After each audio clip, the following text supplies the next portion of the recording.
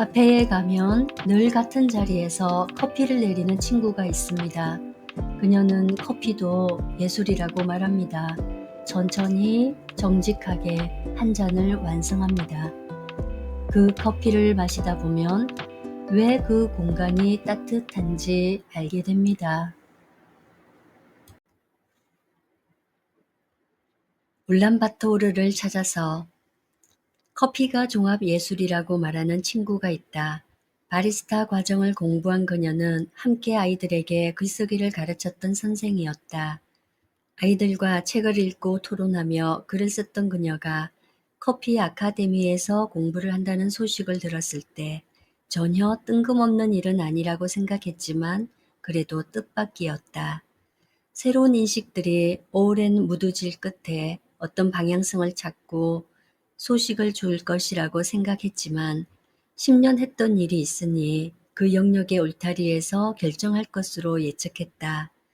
그런데 그녀가 선생 노릇을 내려놓고 카페에서 커피를 핸드드립하고 있다니. 처음 그 소식을 듣고 미간에 모아졌던 힘이 점점 풀리면서 나는 카페에 안 그녀를 상상했고 그녀를 통해 다른 세계를 만나게 되리라는 기대를 갖게 되었다. 그녀의 선택이 아주 생뚱맞진 않았다. 평소 그녀는 커피를 좋아했고 그녀에게서 커피 이야기를 종종 들었기 때문이었다. 커피에 대해서 좀 안다고 자부하던 그녀는 자진해서 다른 선생들에게 커피를 내려주곤 하였다. 그러면 우리들은 진한 커피 향과 맛을 만끽하며 독서 토론을 하였다. 그때만 하더라도 그녀가 어디 어떤 커피라며 내놓는 다양한 커피들에 대해 나는 어떤 지식도 없었기 때문에 만델링, 예가체프, 케냐 AA, 수프리모, 안티구아 같은 이름들이 내게는 뒤죽박죽이었다. 그런 그녀가 문자를 보냈다. 방가시초가 근처에서 일하고 있는 카페로 놀러오라는 내용이었다. 라페스타에 있는 한 커피 전문점에서 그녀 덕분에 핸드드립으로 내린 고급 커피를 연거푸 넉 잔을 마셨다가 뜬 눈으로 밤을 샌 것이 얼마 전이었는데 평소 커피를 마시는 사람이 아니었기 때문에 카페인은 내 몸속에서 유감없이 그 위력을 발휘한 것이었다. 그러고도 뒤탈이 없었던 것으로 보아 질 좋은 커피임에 틀림없었을 것이다. 가르쳐준 카페 앞에 섰을 때 대문이 주는 첫인상이 딱 그녀였다. 정갈하면서 차분한 이미지에 세련된 느낌. 기분 좋게 문을 열고 안으로 들어섰을 때 나는 더욱 감동하고 말았다.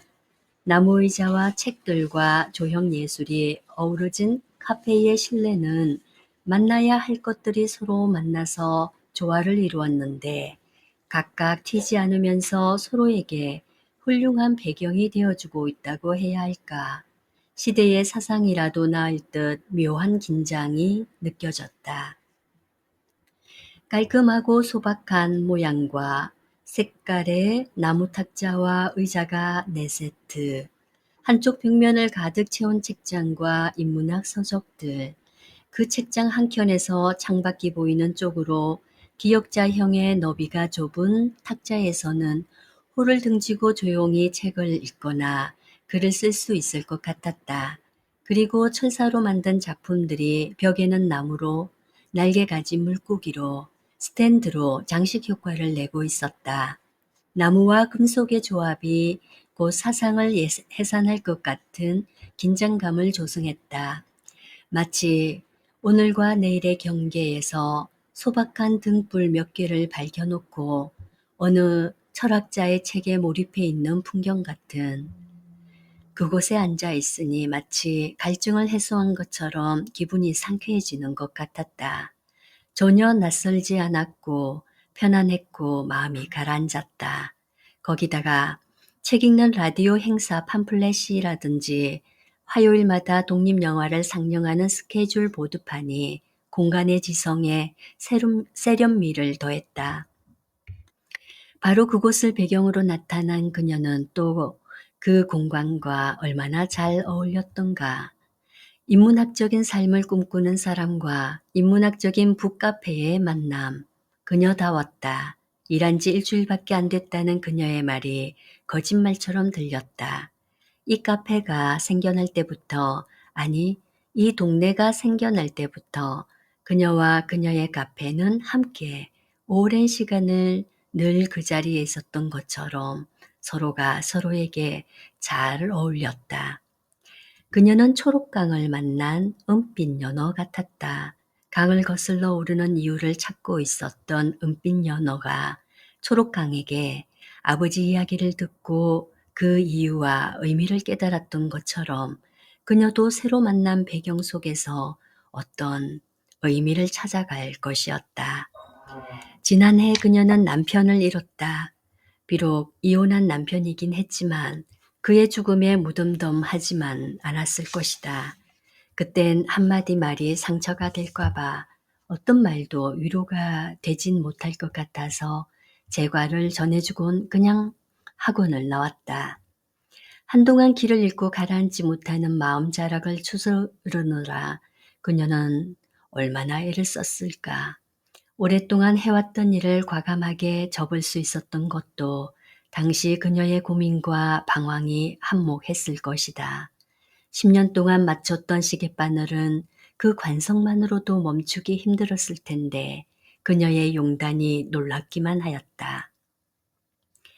그러나 아주 떠난 것이 아니었다. 좋아하던 아이돌의 노래, 인문학 책들, 아는 바를 풀어놓기 좋아하는 입담, 영화 등등 어제까지 그녀를 만들었던 문화를 고스란히 손에 쥔 채 커피라는 문화 속으로 뛰어든 것이었다. 이야기를 나누면서 하나 둘 발견한 그녀다움이 빛났다.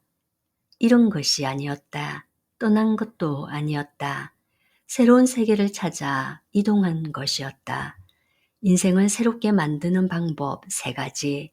시간을 다르게 보내기, 다른 공간으로 뛰어들기, 만나는 사람들을 바꾸기. 그녀의 새로운 인생 만들기가 시작된 셈이었다.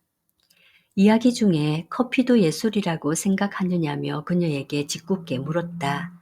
평소 그녀가 진지한 예술적 삶을 동경하고 있음을 알고 있었기 때문이다. 그녀에게서 돌아올 대답을 뻔히 알면서도 던진 질문이었다. 그때부터 그녀의 커피 사랑, 바리스타로서의 열정이 쏟아졌다. 커피는 와인처럼 하늘과 땅과 사람이 만드는 종합예술이다. 햇볕을 받고 땅의 기운을 얻어 사람의 손길이 다 완성되는 것이다. 어떤 하늘과 땅, 사람을 만났느냐에 따라서 맛이 다른 커피가 나온다. 그것은 비단 커피 생산까지만 해당되는 이야기가 아니다. 커피가 원산지를 떠나 유통되고 어떤 바리스타를 만나 핸드드립 되느냐에 따라 또 다른 커피가 만들어진다. 끝없이 그녀의 커피 철학이 이어졌다. 그렇다. 커피의 신선도, 물의 온도, 핸드드립하는 사람의 솜씨에 따라 커피 맛이 달라질 것이다. 그처럼 이 카페도 달라질 것이다. 시간이 흐를수록 그녀가 만드는 커피는 최상의 맛과 향을 지닌 것으로 나아갈 것이고 카페는 정직하고 진지한 그녀에 대한 믿음으로 여러 사람들에게 새로운 공간이 되어줄 것이다. 나는 그녀가 만드는 커피를 믿는다.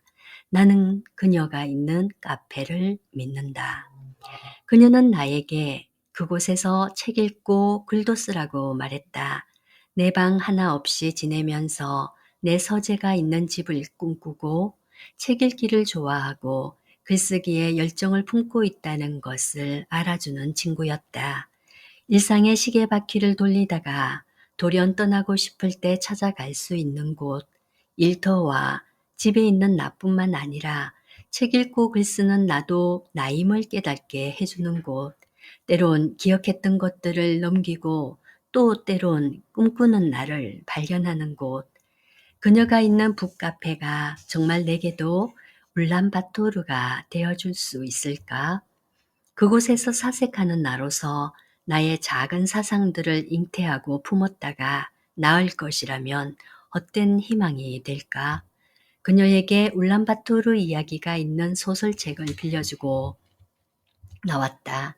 그녀는 그 뜻을 기대 이상으로 찾아낼 것이다. 그래서 다음에 만나면 그 이야기 하나로 커피 몇 잔을 내리마시게 될런지도 모른다.